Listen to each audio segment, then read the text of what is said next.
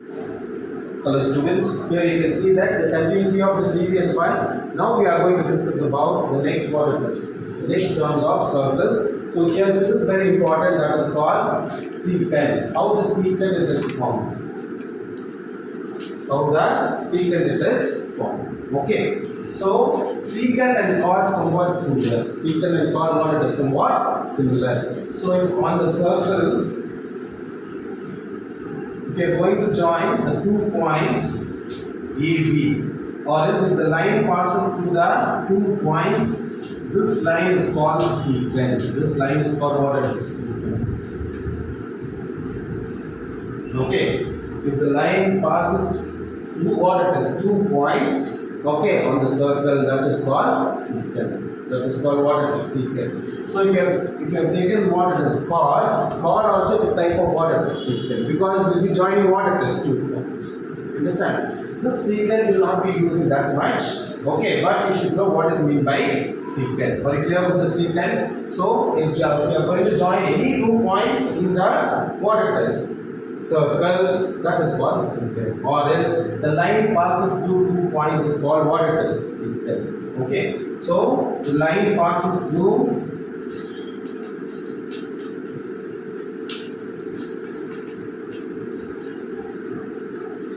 2 points is called secant. What it is? Secant. It's called secant. Okay, very clear with this? Okay, the next one is tangent.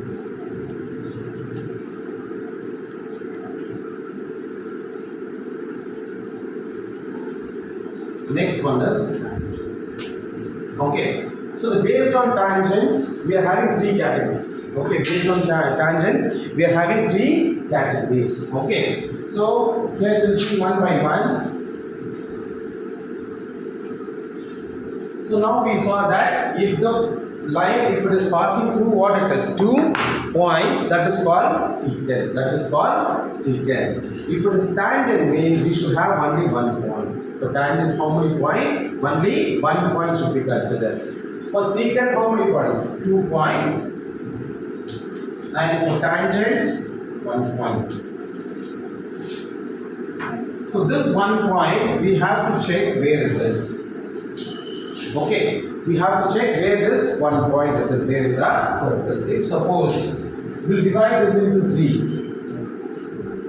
We'll divide this into 3. The first one is the point is inside the circle. Point is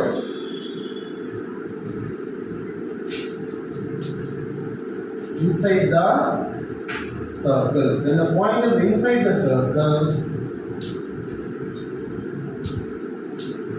pointers inside the circle will not have any tangent. Will not have any tangent. For example, the circle is given like this. This center O, this is the interior point. We can say that it is interior point.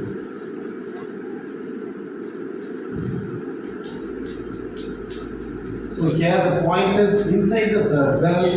So this is center O. That you're not supposed to consider. I am saying about the other point. Okay, if any one point it is inside the circle like this, that is called interior point. For this there is no tangent. For this there is no tangent. There is no tangent. You understand? The same thing. If you are going to take the next one, what is that? Point is on the circle. On the circle. This is very important. If point is on the circle, if the point is on the circle, now this is center O, the point is on the circle. For example, this point you can take as P. The point is on the circle means we'll get 1 tangent. We'll get what it is? 1 tangent. So this is what a tangent line. So if it is point is on the circle, we'll get what it is? 1 tangent. So where the point is touching on the circle. There the point it is touching on the circle. This point is called point of contact. What it is? Point of contact. So how the contact between the circle and the point. So this place is called, or point is called what it is? Point of contact.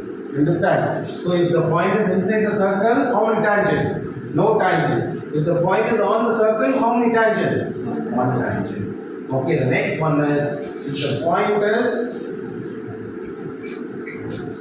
outside the circle, that means exterior. If the point is outside the circle, suppose it is given like this. Okay, so here you can see that we are having a point outside the circle. So here we are having a point what it is? Outside the circle. In this case, you can see that if the point is outside the circle, P is outside like this means, so we'll have two tangent like this.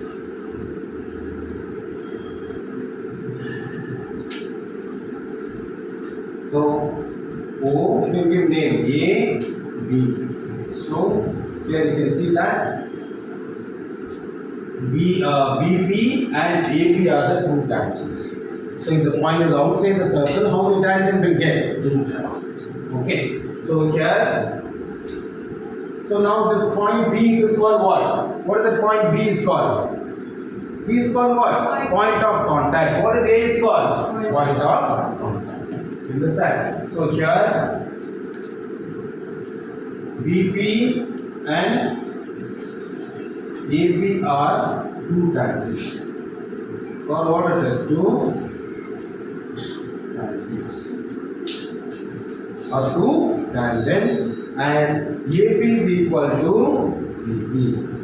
And AB is equal to BP. Based on this, we will have a theorem that is called tangent theorem. Based on this, we will have theorem that is called tangent theorem. This AB is equal to BP will prove with the help of what it is? Tangent theorem. You understand? Do you have any doubt in this? We understood what is meant by secant. So before that, what is meant by how the center will mark, and how the radius will come, how the diameter will come, and how the what it is? Chord and R, and we saw what is meant by secant, and what is the next one? Tangent. Okay. Based on this tangent only, we are going to solve the sums here.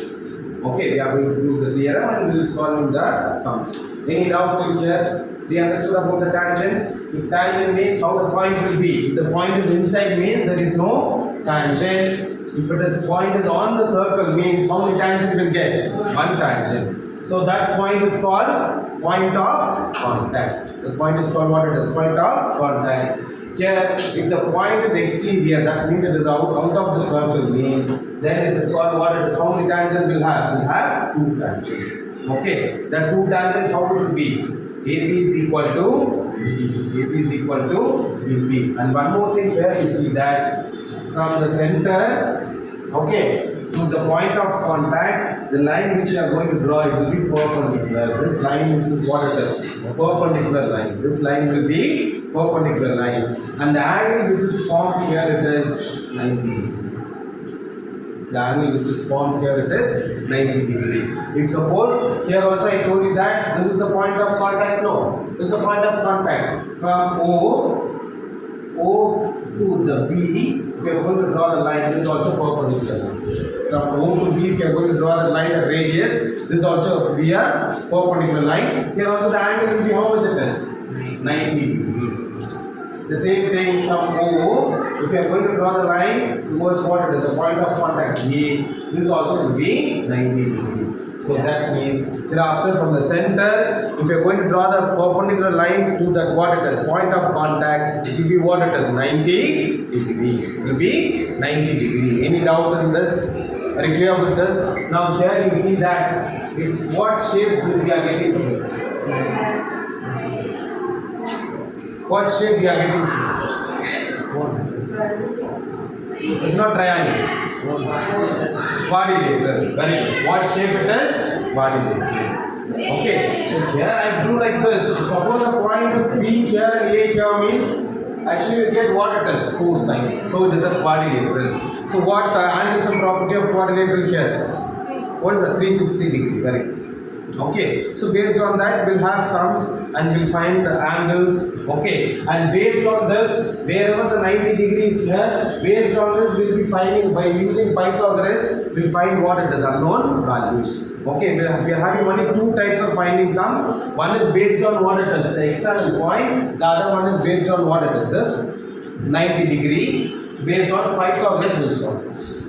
Okay, here we use Pythagoras condition.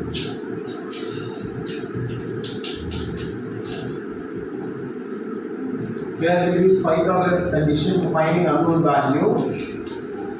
And here, based on this external what it is, that tangent theorem, we'll use tangent theorem here.